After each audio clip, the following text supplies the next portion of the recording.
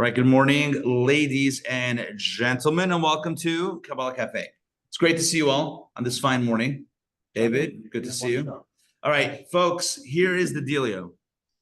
First of all, happy Father's Day for those celebrating Father's Day, for those that are doing the Father's Day thing. Happy Father's Day. May be a day of blessing and good fortune. Now, regarding Kabbalah Café, so we are launching a brand new series today. The series is all about focusing on the most essential of the Jewish prayers, the Shema.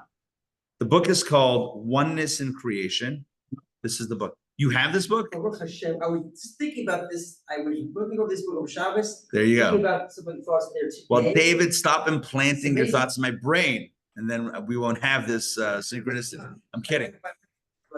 The book, really interesting. So the book is called Oneness in Creation. This is what it looks like. If anybody wishes to pick up the book for the study, I'm sure it's available online. I don't know. I have my original copy because, as I noted yesterday, as I was reading through this, I'm like, oh, I like these footnotes. I wonder who wrote them. And then I realized, oh, I did. So this is one of the books that I worked on. Annotation by Rabbi Weissfish and Rabbi Sollish. So anyway, that's all to say that this is a wonderful text and a great book. And we are, thank you. And we are going to explore it over the next little while. Now, I want to reset a few things, or kind of set out a few things. Number one, what is the context of this discourse? And number two, what is the content? So context and content of this text that we're about to study. So number one, let's talk about context. This mimer, that's the Hebrew for Hasidic discourse, mystical text, etc. This mimer, this discourse was originally authored in the spring of 1930. So it's nearly a century old. It was initially conceived of and delivered in Chicago, of all places. Let me tell you the backstory. The author of this discourse is Rabbi Yosef Yitzchak Schneerson, known as the previous Lubavitcher Rebbe. He was born in 1880 and he passed away in 1950. He was born in Russia. This is before the rise of communism, obviously, born in 1880. It was then Tsarist Russia. Bolshevik Revolution happened. What year was the Bolshevik Revolution? 1917, are we thinking? 1718, Bolshevik Revolution, when they overthrew the Tsarist regime or sovereignty, and communism steps into the scene. And communism has entered the chat, as the kids would like to say. No one said that ever. Anyway, so that happens in around 1917. And immediately, the communist government puts restrictions on Jewish life and practice. Now, allegedly, for the world, the communists said, oh, we're open to all religions. But in practice, that was way less true than not true. In other words, that was, I don't know if I said that correctly or coherently, that was not true. They basically put on a ton of restrictions. It's like, I'll give you anecdotally. My wife spent the Passover in Shanghai, China, back in the day. Not like this past Passover, like there were single days, helping out Chabad of Shanghai. And they told her that you have to carry your passport. The Chabad Rabbi and Rebbitzin said you have to carry your passport at all times, like in the synagogue or wherever. Why? Because only foreigners are allowed freedom of religious practice. If you are Chinese and you're caught in a shul in a synagogue, they arrest you on the spot. So in other words, you have to be carrying a foreign passport to be at services. Now, who would know that unless you know that? And if you don't know that, then you don't know that. I think most people don't know that. I wouldn't have known that if not for my wife having spent some time there. My point is that oftentimes governments will present something as free and open and be like, look, see, it's free and open. You can have a synagogue, you can have a Chabad center. Meanwhile, the truth is that that's not exactly the case. So communism, I think, tried to present to the world that it was about, overthrowing the czars, that were about oppression and about submission, and they were going to be about freedom and power to the people, right? Isn't that the whole communism? We're all comrades. We're all in this together, right? Everyone is equal. Some people, though, are more equal than others. And when it comes to religion and religious expression, that was definitely the case. So the previous Lubavitcher Rebbe, again, I call him the previous because he was the sixth. Our Rebbe was the seventh. So the previous Rebbe, born in 1880, passed away in 1950, he immediately drew the target or the attention of the communists. Now, this is before the KGB. It was called the NKVD, which stands for a Russian acronym that I'm not ready to know, that I don't know nor can pronounce. The point is that NKVD, the forerunner, the precursor to the KGB, was watching him and watching him very, very carefully. They had spies in the buildings. They had spies in the synagogue. They had spies at the Fabrengens, at the gatherings, when he would speak. And they were reporting back to HQ as to what was going on. And the previous Rebbe knew that he was being watched, and he knew what was going on. In 1927, he was arrested by the communists. Finally, after months and months and months, or maybe years of threats and warnings and whatever, and he refused to back down. He basically set up, I'll talk about the rest in a second. I'm going to circle back, but I just want to set this up properly. He essentially established an underground network of Jewish life and practice. When I say that, what I mean is he established synagogues underground, either literally or figuratively, like secret synagogues, secret mikvahs, secret, I don't know, everything you could think of, secret circumcision ceremonies, Jewish wedding ceremonies, etc. Judaism was practiced in Soviet Russia in those days. A lot of it had to be done secretly, and the previous Rebbe created a network for this infrastructure, for this underground infrastructure. And he created it essentially through manpower. In other words, by sending around people, rabbis, yeshiva students, whoever was willing to take on the charge to go out to places and set up, create spaces for Judaism to continue to thrive and be practiced, albeit underground. They knew that he was the head of this network, and therefore they wanted to take him down. They wanted to take out the head, and they arrested him. Now, they arrested him in 1927, in the summer of 27. So this is going back how many years? I mean, again, this is almost 100 years, 97 years ago, right? 97 years ago. They arrested him.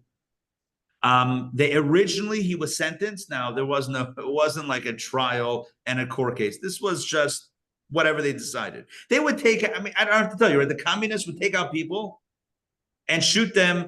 That's it, firing squad. It wasn't like a question. People would disappear all the time. Many of these Chabad folks that were part of this infrastructure disappeared, were never seen again, whether they were sent to the gulags, Siberia, whether they were shot middle of the night or middle of the day, whatever it was. A lot of these people did not come back. This was the reality of life then. It was horrific. They arrested the Rebbe, the previous Rebbe, and he was initially sentenced. They initially had him set for execution.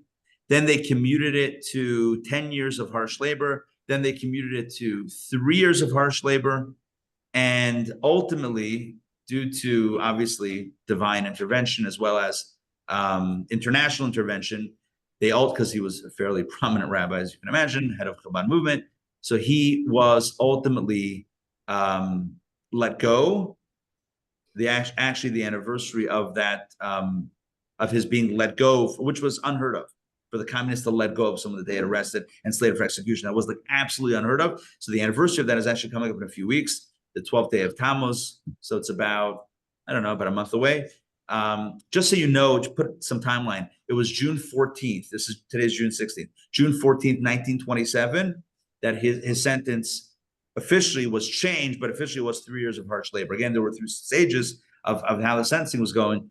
But either way, ultimately he was released, but he was told that you got to leave the country. He left the country. He operated throughout Europe and then ultimately moved to the United States in 1940, lived in New York, Crown Heights, Brooklyn for 10 years, 1940 to 1950, and passed away in 1950.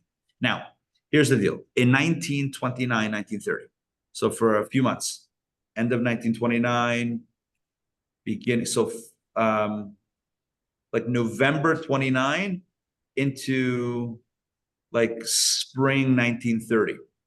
He was not living in Russia anymore. Again, that was one of the conditions of letting him go, is that he would move out of the country.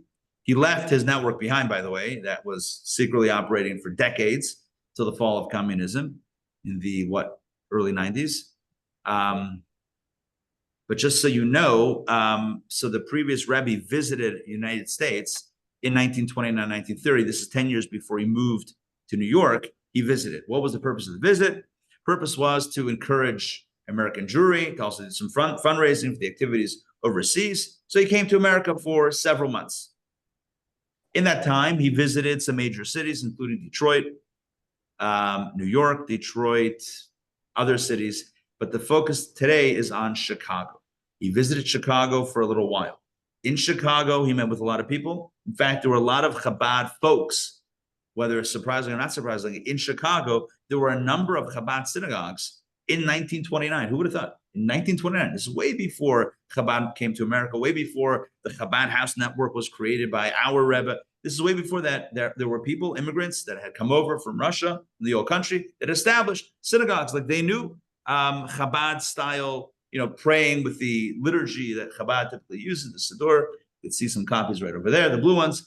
So there were some Chabad shuls, some Chabad folks that were there on the ground. And he spoke not only to the Chabad folks, but to anyone who wanted to listen. And he delivered in that he spoke. He shared in that visit, throughout that visit, many talks, but also 11 Hasidic discourses known as, again, Maimarim, 11 of these Hasidic texts. The last and final of the 11, number 11 out of 11, is the one that we have in front of us today, that I'll pass these around in a moment. So this is highly significant. And just, again, the context is this Hasidic rabbi from Russia, this hero of heroes, who stood up to the KGB, literally stood up to communism, stared revolvers in the eye. They held up, I didn't share these stories, I should have. They interrogated him. One guy pulls out, he wouldn't talk. They want them to reveal the whole network and spill all the names. He wouldn't share anything. He wouldn't even speak to them in Russian. He knew Russian. He would speak to them only in Yiddish. He was 1880, and this was 1927. How old? 47. A young guy.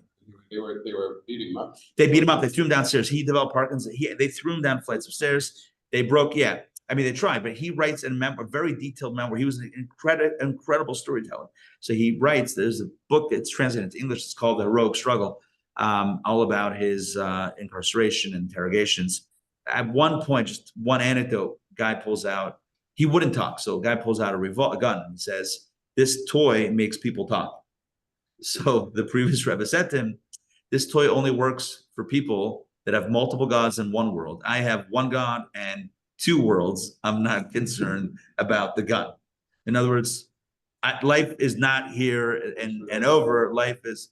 So that was one of the things. And ultimately, like I said, the story had a happy ending, although he suffered tremendously physically afterwards because of what they did to his body. But he got out. So in 1929, 1930, he visits. He's in Chicago. He delivers discourses, and he's speaking to an American audience. So again, this is not like they had come over at some point from Europe, because all the Jews came over at some point from Europe to America. It's not like, I don't think there were any native Jews on the on U.S. soil. Point being that the discourses, the text that he shared then, the mystical insights that he shared, were very much packaged for I'm going to say modern American person. When I say modern, I mean modern 100 years ago. But the truth is, as much as we like to think that we're very original, it's kind of all that. Humans are humans, and modernity is modernity, and it's all about living a free life and bucking tradition, perhaps. And he was speaking to that type of crowd and inspiring them to find the passion within the tradition. Okay, so that's the context of the discourse. What is the content of the discourse? Well, I wrote about it in the email on Friday. The content of the discourse is all about the Shema prayer. Now, I need to say this. The Shema is, I don't know, it's, what do you say about the Shema? It's like I'm not trying to rank prayers, but it's like the most important prayer. It's like the central prayer. I know the Amidah also gets a lot of press, not press, but like gets a lot of play. Obviously, the Amidah, the standing prayer where you ask for, the request that you have. That's certainly a very powerful prayer. But there's something about the Shema. It's uniquely powerful, uniquely central to the prayer experience.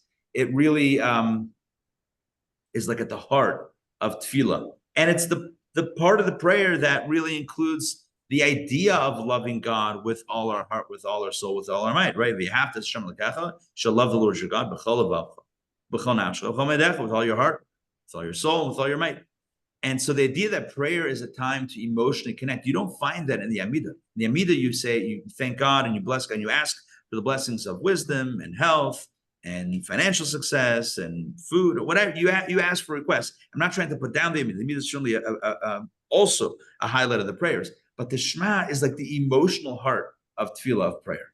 And in fact, the Talmud says, when the Torah talks about serving God with your heart, the Talmud says, what does that mean? How do you serve God with your heart? With your hand, I get it. You can give charity. You can wrap tefillin with your arm. You can light Shabbat candles with your hand. Well, how do you love God with your heart? What does that actually mean? And not love. How do you serve God with your heart? And the Talmud says, what is service of the heart? The Talmud says, tefillah, this refers to prayer.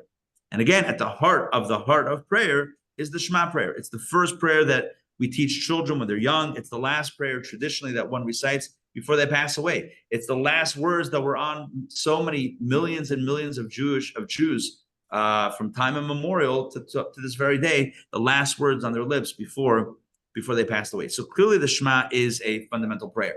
On the mezuzot, on the doorposts of our homes, what is contained there? The Shema prayer. In the tefillin, the black boxes that men wear on their arms and on their head, the morning prayer and the weekday, again, it's the Shema. The Shema is everywhere. The Shema is taken from the book of Devarim, the book of Deuteronomy. It's an excerpt from Deuteronomy. And there's a few different excerpts that are kind of put together to make up what we call the Shema. But at its core, the Shema begins with one line, and that is the line of the Shema. And I'll say it in Hebrew. I'm not going to say God's name.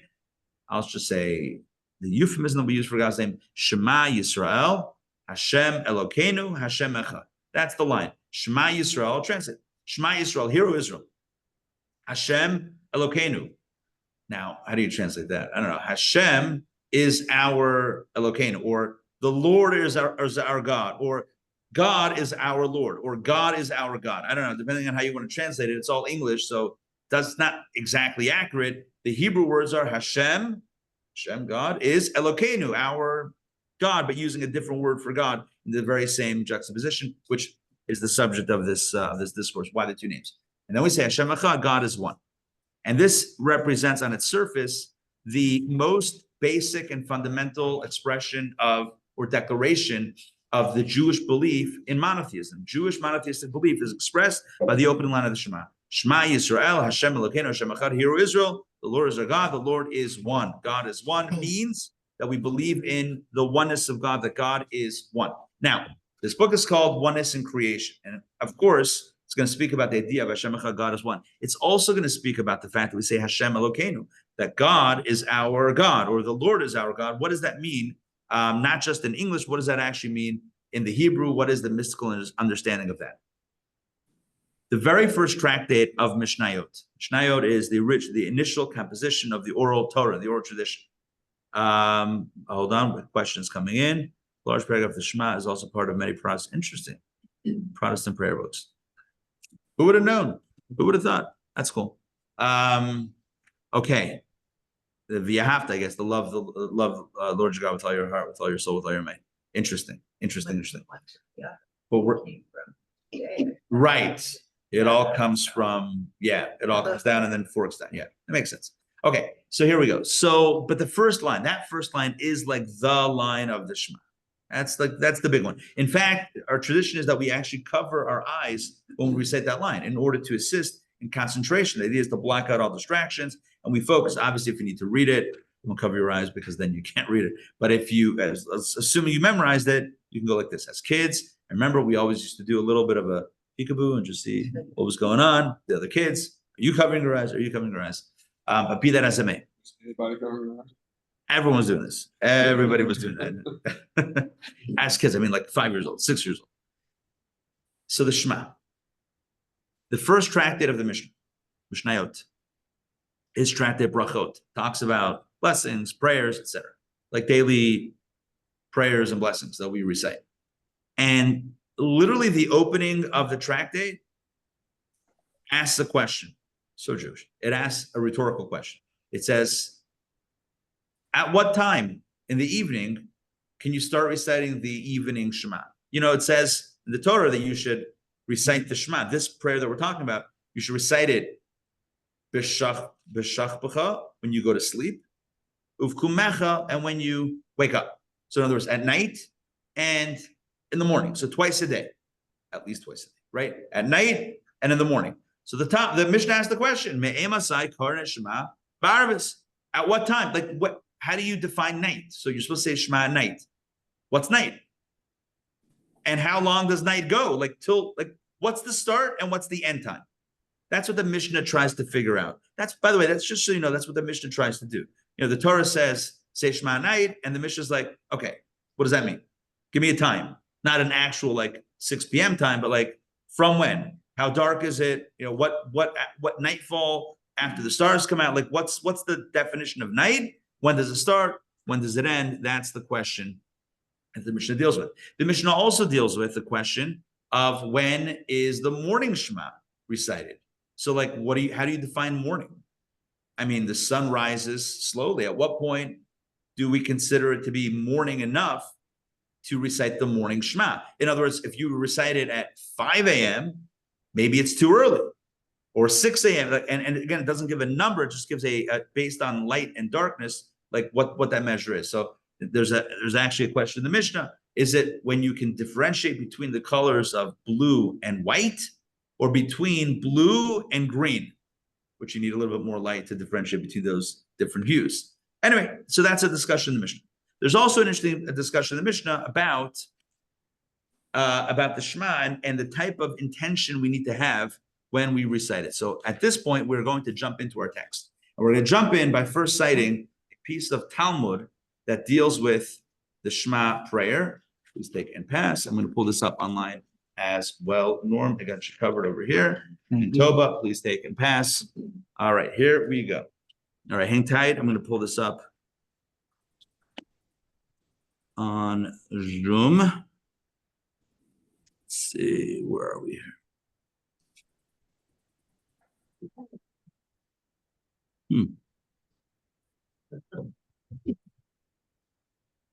Oh, here we go. Okay, you guys see it? We're starting with page 18. It's a good number. It's a good page to start with. Okay, this is from Tractate Brachot. Tractate Brachot, again, the first tractate of the Mishnah and the Talmud. This comes from the Talmud. The Talmud cites a Braita, which is like a parallel text to the Mishnah. Here we go. Our rabbis taught. This is not yet the mystical text. This is still the Talmudic text.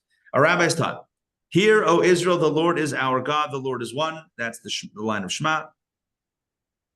Until here, concentration of the heart is required. I'm going to explain what this means. These are the words of Rabbi Meir. Rava said the law accords with Rabbi Meir.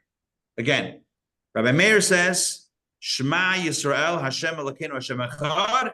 Until this line is where you are required to have concentration of heart. After that, as long as you say the words, you fulfill the mitzvah. In other words, when you say the Shema, how much intent, how much concentration do you need to have? Good morning, good morning. How much, as they say in Hebrew, the Hebrew word is kavanah. How much kavanah, how much intentionality do you need to have? So, comes along, one second, comes along Rabbi Meir, and Rabbi Meir says, how much concentration do you need? Only the first line. Just make sure that you get the Shema Yisrael, Hashem Elokeinu, Hashem Echad, as long as you have concentration, intentionality, as long as you're present when you say those words, like when you say the prayers, Let's be honest. It's hard to stay focused, right, with kavanah, with intention, the whole time. Yeah, it's hard to always be focused. It's hard. I'm not saying we shouldn't strive for that. I'm just saying it's hard. So comes along Rabbi Meir and says, halachically, from a position of Jewish law, at least the first line.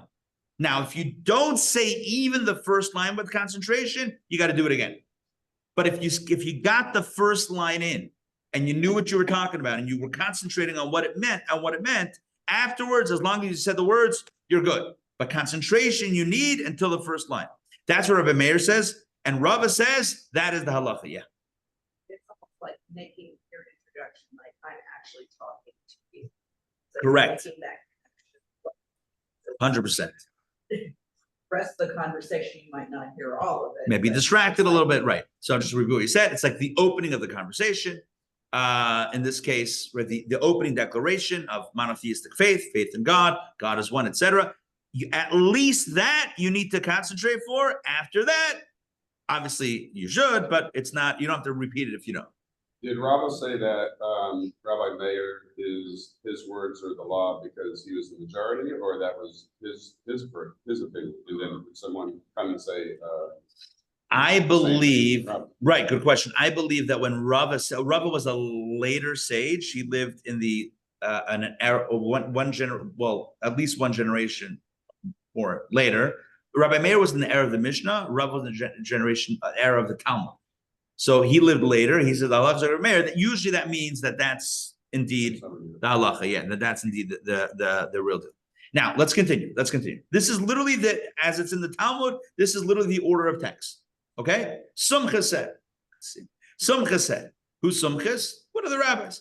He said, listen to this. Whoever prolongs the pronunciation of the word echad, one, in order to have proper intent, has his days and years prolonged. In other words, if you say the word echad at length,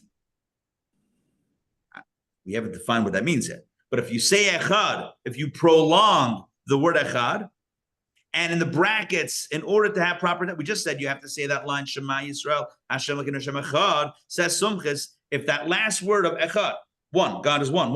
If the last word Echad, one, if you prolong it in order to have more intent, in order to focus on what you're saying, then your days and your years are prolonged. You'll live a long life. Okay? Interesting. Well, how long you got? How long can I hold my breath? Echad. I mean, let's belt this out. That's what he says.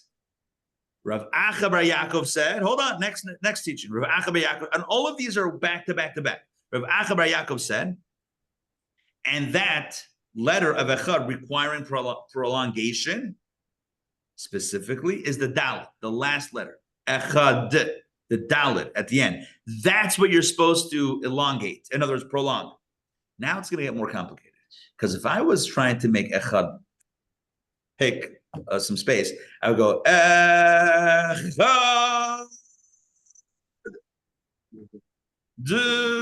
What am I doing with the D? Echad. How do I prolong the ending of it? Echad. How do I prolong the Dalet? I don't even know what that means. Echad. No, the D doesn't say the D. Can't do the D. Echad. It's like a little. I'm just saying. Okay. Let's continue.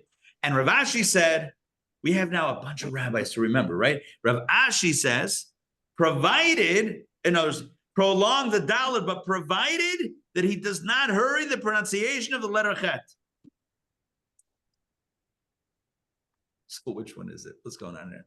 So you prolong the Dalet, but you can't swallow the Ches. Like don't swallow the Ch. So you go Echad. Something like that. Something like that. That's what it seems the Talmud is telling us. So let's just recap the few pieces of wisdom, of knowledge that we learned. Okay, in this Talmudic passage.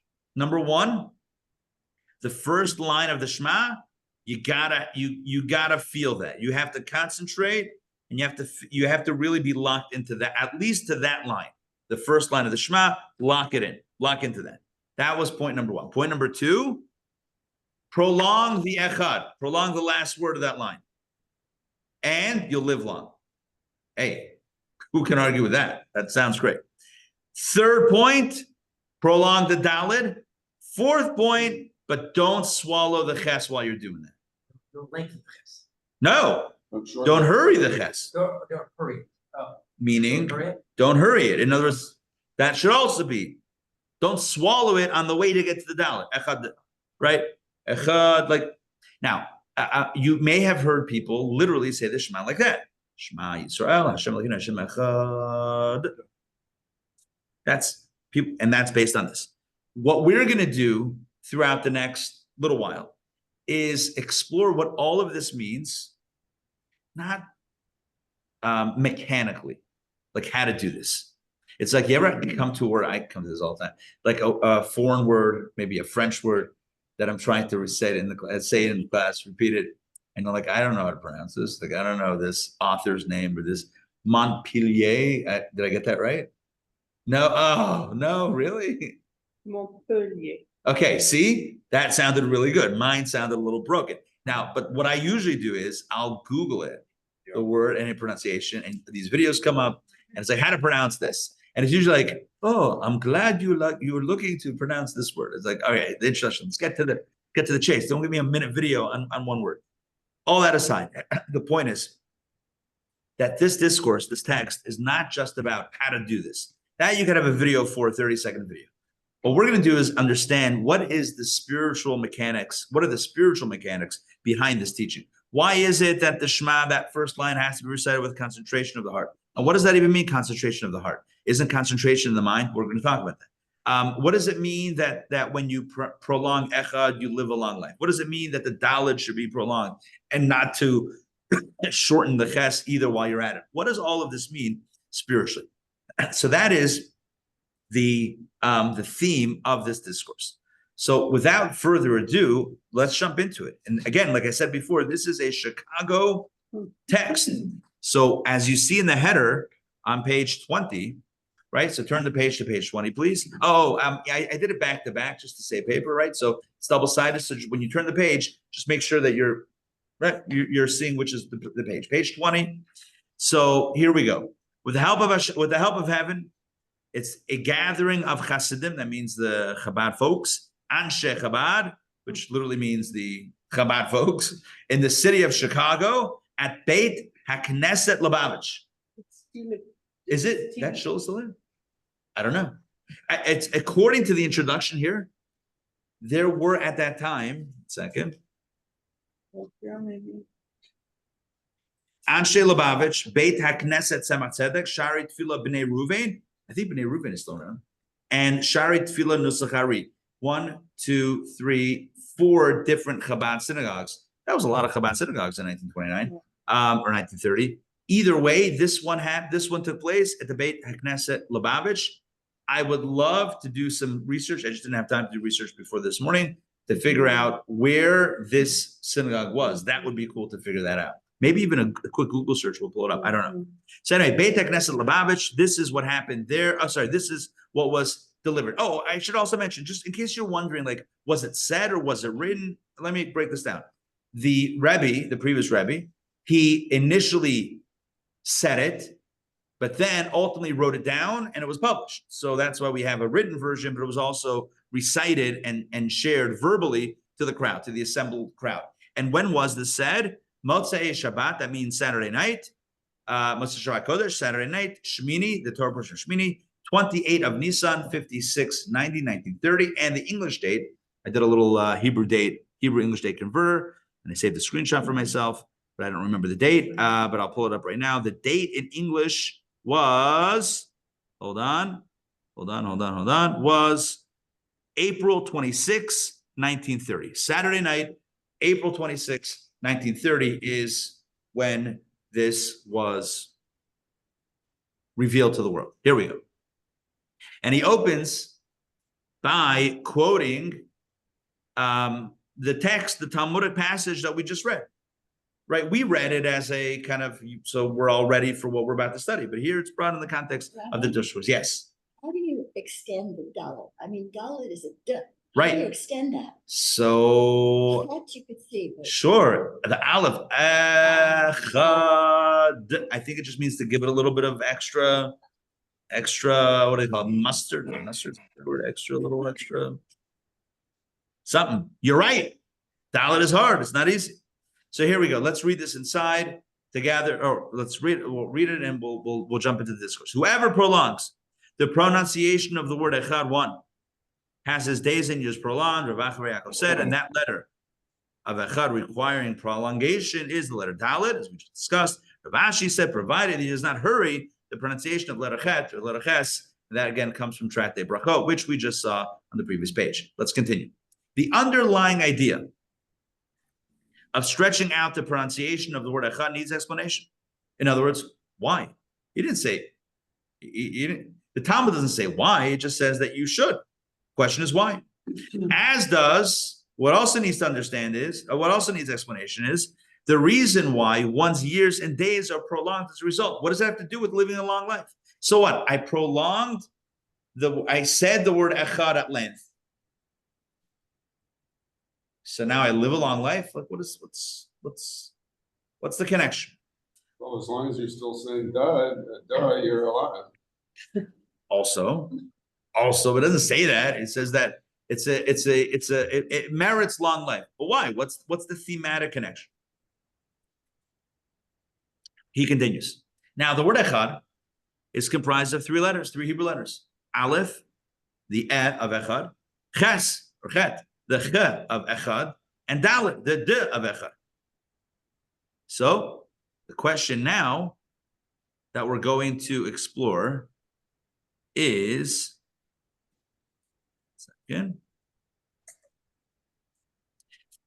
okay, so it has three letters, and we are to protract back inside, and we are to protract the enunciation of the dalet, providing we do not hasten our pronunciation of the chet.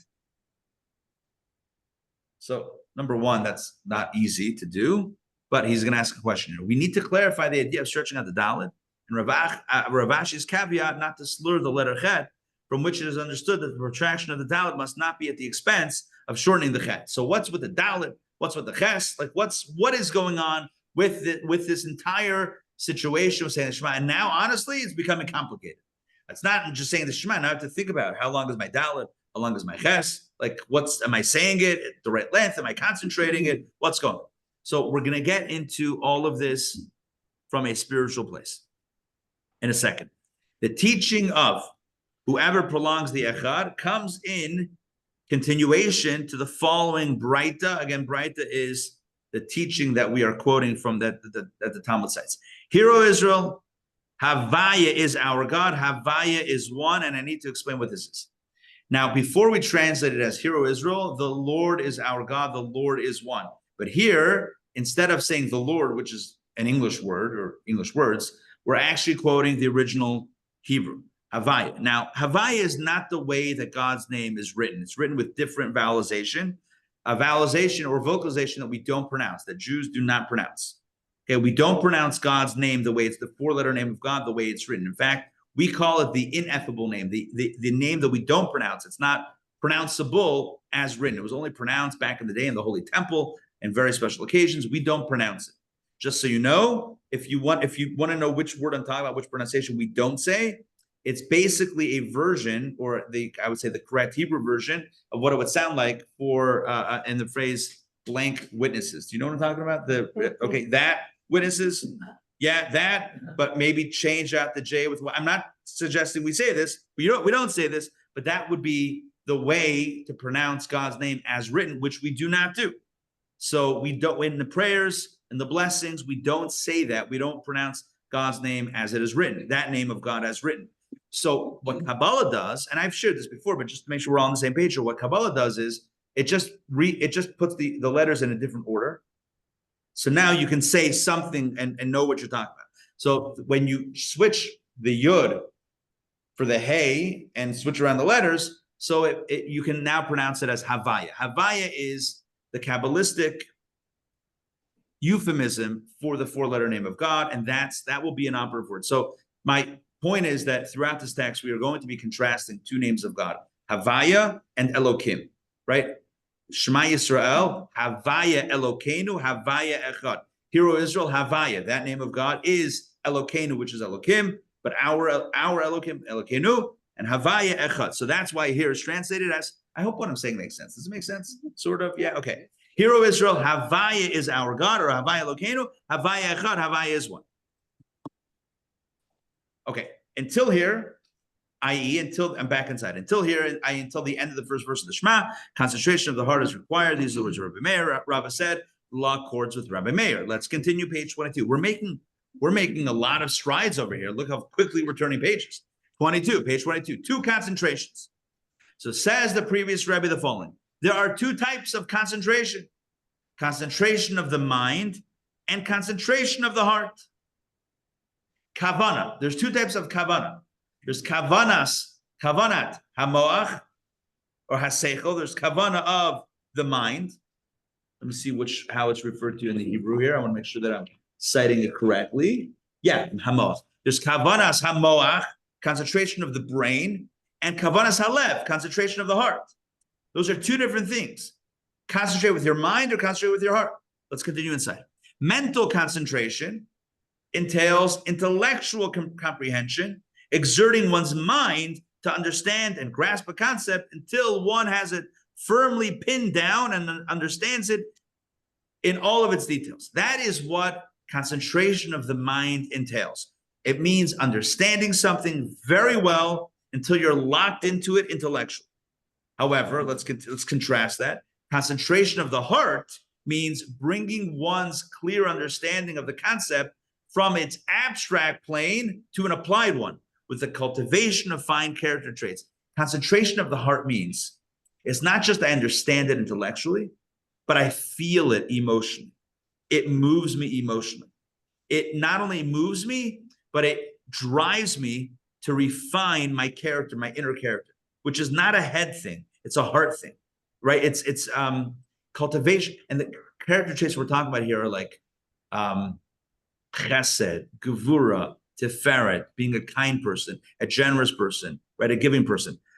These are all, I know it's all synonyms for the same type of character, and other good character traits. So this is the idea of not just understanding something intellectually, but also bring it emotionally. I've shared this story many times. I'm sure you've all heard me say this countless times, but I'll share it again. There was a fellow, Bertrand Russell, who was a philosopher and a professor, etc., very big intellectual. And at some point in his life and career, he was involved in less than ethical behavior, and he taught ethics at a prominent Ivy League university. And one of his colleagues called him out and he said, you're teaching ethics and you're engaged in all this unethical activity. So he says, his retort was, I teach trigonometry and I'm not a triangle. In other words, his retort was, I can teach it academically and I don't have to be it. I could teach about, I could teach trigonometry. I don't have to be a triangle. I can teach ethics. I don't have to be ethical. That's called kavanas hamoach. That means you understand it intellectually, but it's not kavanas halev. It didn't move you emotionally or practically. And so the Talmud says that when you say Shema, you need kavanas halev, concentration of the heart. It doesn't say you need concentration of the mind. It's not an abstract idea. I know intellectually that God is one. It's not what we're talking about here. It's kavanas halev, concentration of the heart. I need to know emotionally that God is one. It seems like a step by step. First, you have to know it in your head. Yeah. And that's what he says, right? Concentration of the heart means bringing one's clear understanding of the concept from its abstract plane. In other words, right, you're right. Thank you for pointing that out. There's step 1 and then step 2. Step 1 is kavanas. You're not going to feel if you don't have the idea in your head. So first you have to have the idea clear and locked down in your mind. So first you have the kavanas hamoach, the intellectual concentration. You got to know the concept. And then you move it from the head to the heart. By the way, Kabbalah speaks of this. I don't think it's here, but it fits right here. The hardest journey in life is the journey between head and heart, between what we know and how we feel and or what we're going to do about it. It says in Kabbalah, the imagery is literally the human physiology or the human body. Look at what the head is, large or larger, and then the neck is narrow, and then the torso gets wide again, right? So we have a lot of ideas in our head, and the goal is to get it to the heart, but to get it to the heart, You got it, right? There's a bottleneck, literally a bottleneck that happens sometimes. Moving it from head, things that we know to things that we feel. Like, how many times do we know something? Like, I know I should be doing this, but I can't be bothered. Why not? Because you're not excited about it. Why not? If you know that it's right, if you know that it's meaningful, you know that it's valuable, why aren't you moved by it? I don't know. Got stuck in the neck. That's how Kabbalah, not literally, but Kabbalah would say. In fact, it's called Meitzar Hagaron. Meitzar Hagaron means the narrow strait of the neck of the Garon. And it says that is a euphemism for Mitzrayim, Egypt, right? Egypt is where you get stuck in the narrow strait, Meitzar. It's the narrow strait between head and heart, between ideas and getting things done, not just, translating a business plan into an actual business, but more meaningfully and more spiritually, it's translating the things that we know, the truths that we believe in, to action. Now, I'll just give you another parallel to this. The Talmud says, I'll share this in the original Aramaic because it's fun. It's fun to pronounce sometimes in Aramaic. It says, Ganva apum machtarta rachmana karya, which, aside from the gesundheits that need to follow that, I'm kidding, means a ganef. You know what a ganef is, right? A thief. Apum machtarta, as he's about to break through his tunnel. He dug a tunnel under someone's home. We're not condoning this, by the way. He dug a tunnel under someone's home. He's about to break through. Ganva, apum machtarta, as he's about to break through, rachmana karya. He calls out to God. He offers a prayer. And what's the prayer? Please let me not get caught. So the Talmud says, 1 second, what's going on here? Do you believe in God or you don't believe in God? You believe in God enough to pray to God to not get caught. And yet, why doesn't that belief in God translate into the adherence to what God said, do not steal? So there's a little inconsistency here. Like, I believe in God, that my prayer might hook me up so I don't get caught. But yet, it doesn't translate into action to not commit thievery and theft. Inconsistency. In other words, there are ideas and truths that we have in our head that sometimes don't make it down to our heart and our actions, right? Think about the head as being the center of our ideas. The torso has both the heart, which is the emotional engine that drives. But what does it drive? It drives the actions, right? The arms and the legs, the part of us that actually does stuff, is also comes out of the torso, which is the center of which is the heart. So it's great to have things in the head, but it's got to go down through that neck, right, into it's interesting, kana vesha vriden. It's just cute, but like interesting parallels in Kabbalah. It says that in Egypt, we read about 3 officers of Pharaoh. Sorry, let me say that again. In the book of Genesis, as we read about Joseph's journey into Egypt, we encounter 3 officers or 3 ministers of Pharaoh. Who are they? You guys remember? 2 of them he meets in jail. Potiphar was the first. Oh, what was he? He was the head of The royal what?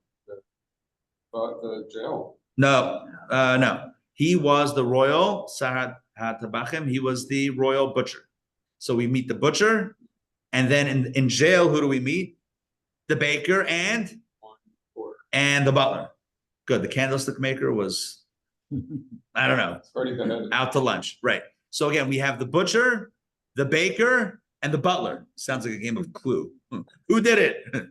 It was the butler with, okay. Yeah, you with me?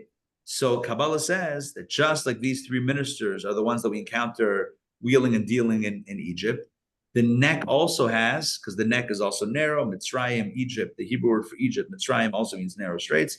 So Mitzrayim, so our neck also has 3 primary, for lack of a better term, lines in it. It has the kana, the veshet, and the vriden. The kana is the windpipe, veshet is the food pipe, and vriden is, what do you think? What else does the neck have? Famously, help me out here. 2 more things. Spine and all. Forget the spine. No, forget that. Come on, help me out here. What lines are running through the neck? You have the windpipe, the food pipe, and Blood vessels. the artery. You have the whatever that artery is, right? The jugular or whatever it is. The blood. Kana veshet vriden. You have air, oxygen, food, and blood that run through. Those are the three officers of Pharaoh, and the goal is to get past security, to get it past the checkpoints, to get the ideas from your head to your heart. So that is what he's saying. The Talmud says that when you say the Shema, you have to have kavanas halev, concentration of the heart. That's not concentration. Concentration of the mind is relative, still not easy. It's relatively easier than concentration of the heart. That's much harder. You have to feel it. I have to feel it now. It's like, something, God forbid, something bad happens, and you see a person that just went through something difficult, and you say, I'm so sorry for what happened. And it's and there's two types of experiences. There's intellectual sympathy, and then there's emotional sympathy. Intellectual sympathy is, I know something bad happened. I know the right thing is to say that I'm so sorry that it happened. And I'll show up and I'll say, I'm so sorry it happened. It's still in my head. Do I actually feel, does my heart ache? That's harder. It's harder to get your heart to ache. And it's almost like either it does or it doesn't. The point is that the Shema is meant to be said, says the way that the previous Rebbe is framing this. The Talmud doesn't say kavanas hamoach. They have to know what you're saying. You have to feel what you're saying. That's a much harder or a higher bar to accomplish, but that's what's required. Back inside. Let's continue reading. I hope that this is making sense, right? Yeah? Okay. Again, I'm just trying to explain what he's saying. Next paragraph. Initially, one second. And the purpose of the emotional understanding, it's not the IQ, it's the EQ. The purpose of this kind of emotional connection is that is what leads to a person refining their character traits, their midos, their character. Let's continue. Initially, a person should direct his efforts to unearth any personality trait that is not good, and certainly any that is loathsome. So first step is discover it, self-discovery. What in my character is not so pretty? What doesn't look so good? Not only for others, but even within myself. Like what character traits are not desirable? And then, so step one is identify. And then step two is to uproot the trait thoroughly and then to get rid of it. It's like you're gardening. You have to identify the weed and then pull it out. Anything improper, whether in his relation with people or with God, should be repulsed by him. In other words, like, that's not good. I don't like that. Let's continue. All of it, and this is not trained toward anybody else. This is, notice it doesn't say, find ugly traits in others and let them know that you find it ugly. That's not, that we know how to do. That's easy. It's easy to point out someone else's flaws. We're talking about internal work. Find our own stuff. Look inward and say, okay, what is it about me that I need to work on? What is it that would be better if it wasn't in my character repertoire, as it were? Let's continue. All of his energy and effort should be focused on implanting in himself or herself commendable traits and proper behavior. This then is the meaning of concentration of the heart, steering his heart, since the heart distributes to all the limbs to bring every fine quality into actuality. That line is beautiful. The idea that the heart distributes to all the limbs. Let me explain. This is obviously a physiological analogy, but it also is a beautiful analogy or a representation of how we operate and consistent with what I've been saying until now. So let me explain. Basically, we know this, obviously. The heart is what pumps blood to the rest of the body. If the heart is not pumping blood, a person is not alive. That is basic biology. The heart must be pumping and distributing the blood, right? In, out, taking blood in, pumping blood out. It's got to be constantly doing that, or else the person's not alive. You can't live without a heart pumping. So heart distributes all the limbs. That's a quote, by the way. It's Liba Shaif, what's the Hebrew or Aramaic? It is Liba Palag L'chol Shaifin. That's Aramaic, so it's probably from Zohar or some Kabbalistic work, and like older Kabbalistic work. The idea here is it's not a biology lesson that the heart distributes blood to the limbs, but it means that what we feel in the heart emotionally affects our behavior and ultimately shapes our character.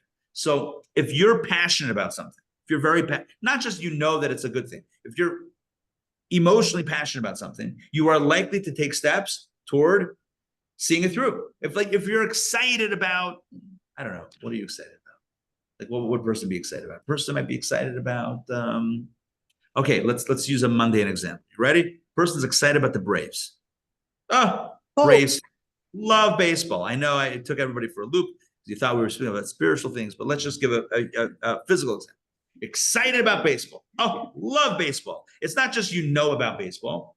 You feel baseball. You're excited about baseball. So what happens? You're excited about baseball. Love it. Can't wait. So now you're motivated to go to a game. I'm going to get a ticket, go to the game, find parking, pack some snacks, some kosher food, etc. I'm just thinking of this because my kid, they're doing the kids, showing how life works, right? So there's, I don't know if you notice all the prayer books and chumashim over here, Torah, copies of Torah books that are here lately. Notice that lately? They started a kids Saturday morning service here. It's beautiful. All the kids, boys and girls, they have amazing boys and girls, super cute. The whole deal, the kids get together. It's run by some adults, obviously, but kids help out service. It's really beautiful. And as a reward, right, to incentivize it for various, whatever it is. So if you came a certain amount of times and participated, whatever it was. So then the payoff is at the end of the year or the end of the school year, baseball game. Baseball game is today. 2 of my sons are going.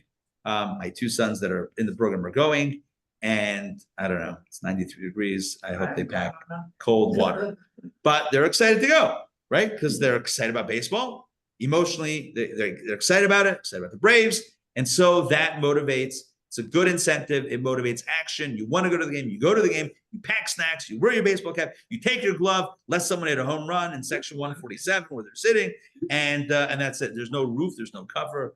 Man, I hope it gets a little cloudy for their own sake and benefit.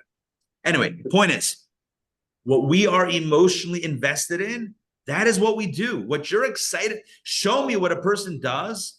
I mean, yeah, a person could go to work theoretically and not have their heart into it, but doing it for the paycheck, yeah, that's obviously possible, and that happens a lot. But by and large, what we choose to do is what we are excited about doing, right? The heart distributes to all the limbs, mean that what we're excited about emotionally ultimately affects what our hands and feet are doing, where our head is turning. It affects what we're doing. Good. So he says over here that if you're excited about good character traits, then you're going to develop good character. If you're excited about being a mensch, if you're emotionally invested in that pursuit, you will likely work on yourself to be a mensch. That's the idea. That's the big idea here. So he says, just to summarize, Shema Yisrael, I'm going to use the Kabbalistic way to say it. Shema Yisrael, Havaya Elokeinu, Havaya Echad. Hero Israel. Havaya is Elokeinu. Havaya Echad.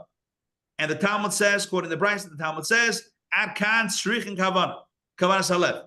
This line requires concentration of the heart. Says Rabbi Meir. Rava says the halach is like Rabbi Meir. In other words, this line needs not just concentration of the mind, not just an intellectual concentration of, oh, I know what it means. I know I'm declaring that God is one. I feel that God is one. And that's a game changer. If you feel that God is one, that changes the way you are. Oh, is he locked out? Someone remove the trash. Oh, so you got it? Toda, thank you. It's probably Jewish. He looks like it. There's actually 3 of my son's friends, Nassan's friends, were here for Shavuot helping out Chabad in Kennesaw. And last night, they came over to sleep over by our house. They came in late. Yeah, he's here till tomorrow morning. He came in for the holiday. You have the code for the, I could. No.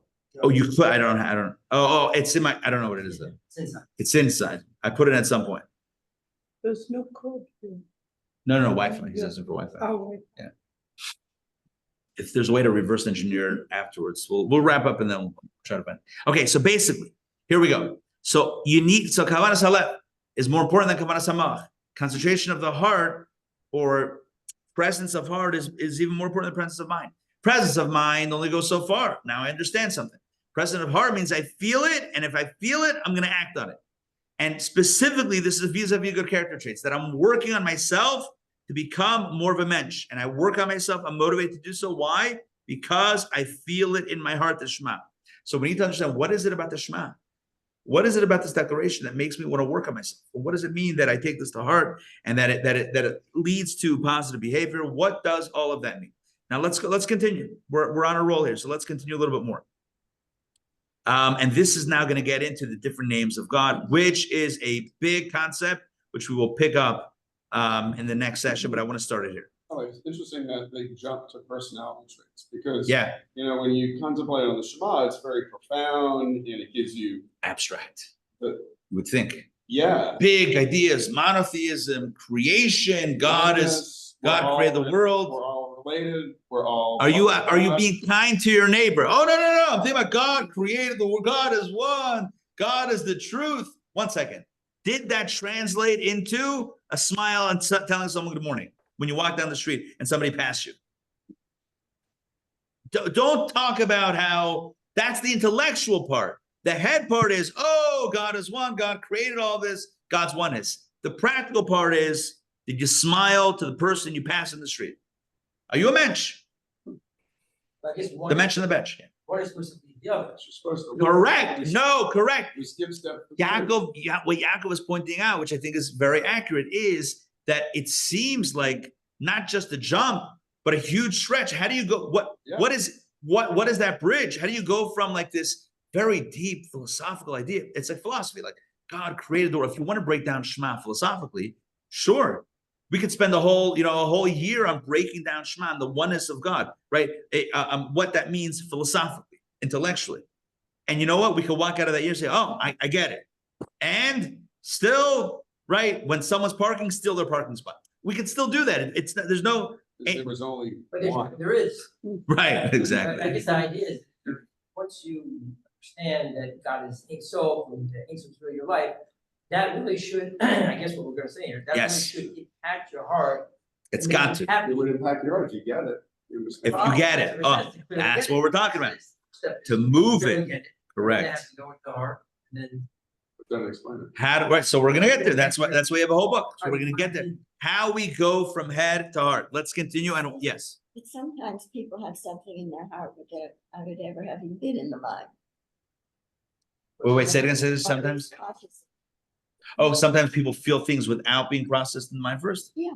Yeah, but Kabbalah would say that that's not that a person might not be aware of it. Or not be aware of Yeah, it. so that's for sure. Yeah, I would say we're not aware of most things that are going on inside. I mean, I don't mean self-aware like I know I'm this or that, but I mean like really self-aware. Like we're constantly narrating to ourselves. We're constantly like, there's all these stories we tell ourselves that we just are a certain way, or we are those ways. And it's very, for most people, it's very few and far between in which we're actually self-aware of the stories we're telling ourselves, of the self-narration, of all the background stuff that's working, in the subconscious. So I completely agree with you that it sometimes feels like we just feel something, but if you really break it down, if you slow it down, and really a lot of Kabbalah is about slowing things down, especially internally. It's like the best, just to give a baseball analogy, the best hitters are the ones that have the best eyes. What I mean by that is I don't mean 20/20 vision, but the ones that can see the baseball the best. Like you see it come out of the pitcher's hand and you can see the rotation of the being thrown 100 miles an hour. You can see the way it's being, the way the ball's rotating, the way the stitches are rotating. If you can see that, and you can now hit a baseball. If you can't, then you're just blindly swinging. You're not gonna make contact. So it's all about slow. And the best athletes are the ones that everything is slower to them. Yes, it's happening in real time, but like it's almost like you hear people saying like, "Oh, time slowed down," right? Time slowed down in that moment. Like I saw it so clearly. Like the baseball looked like a grapefruit, right? It's like it just things slow down. So what we're suggesting here is to slow the process down, to know how it's going from mind to heart and then from heart to action, and slow all of that down and to be aware of the process so that we can help guide the process, so that we're not just reacting to things, but we are proactively really defining and charting the course of our life. I think, we're actually not going to jump in because we're at the time. So we'll just I just want to conclude with a few words and then we'll wrap it up and then we'll set up for next week. Point of this is like this. Look, most of the time many people live a lot of the time reactively, which means that, depending on what I read or what someone else, or I'm scrolling through my phone, whatever pops up, I'll start feeling things based on what others have put out to me. right? So if someone puts out an emotional video, a happy video, I'll laugh. Puts out a sad video, I'll cry. And it's like we put ourselves as kind of reactionary beings.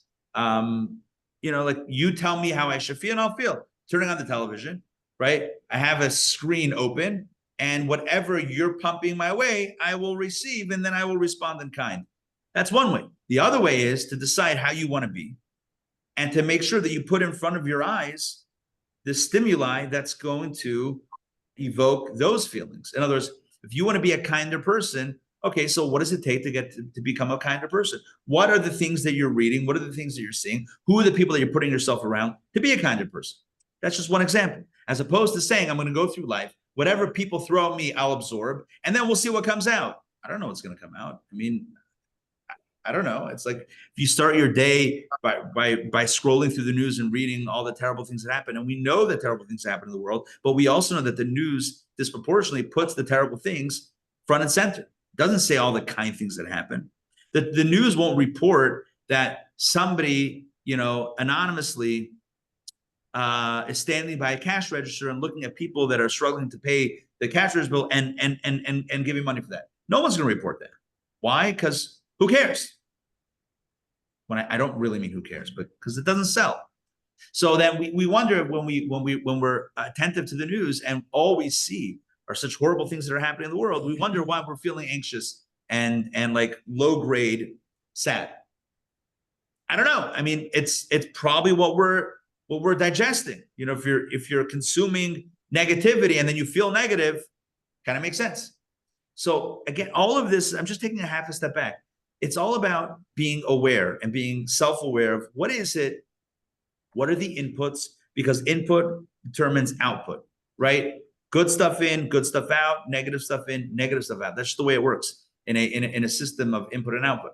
And so Kabbalah encourages us to put the positive stuff in. And part of that positivity is the stuff that we think about, the stuff that we proactively think about, like the Shema, like the prayers that we recite. We're not just saying words, we're meant to have kavanah, intentionality.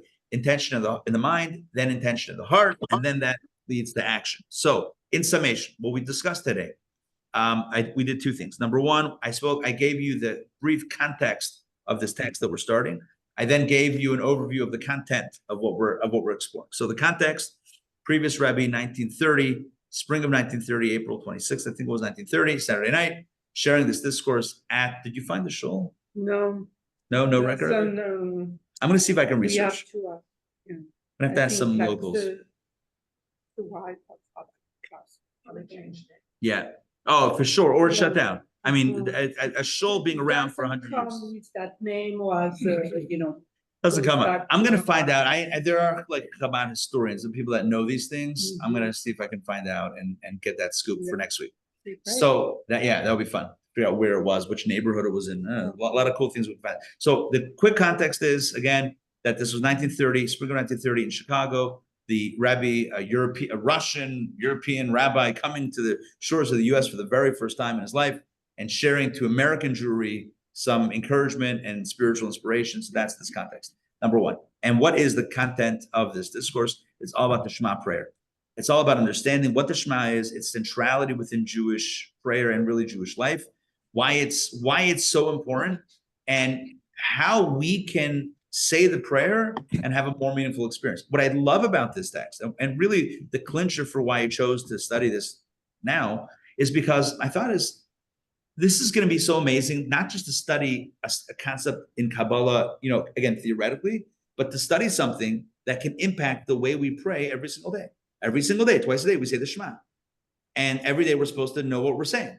What better way to know what we're saying than study a discourse, a mystical text about the meaning of this prayer in the line. And so, of course, we quoted from the Talmud, the idea that we need to have concentration, not just of mind, but of heart, with that first line of the Shema Yisrael.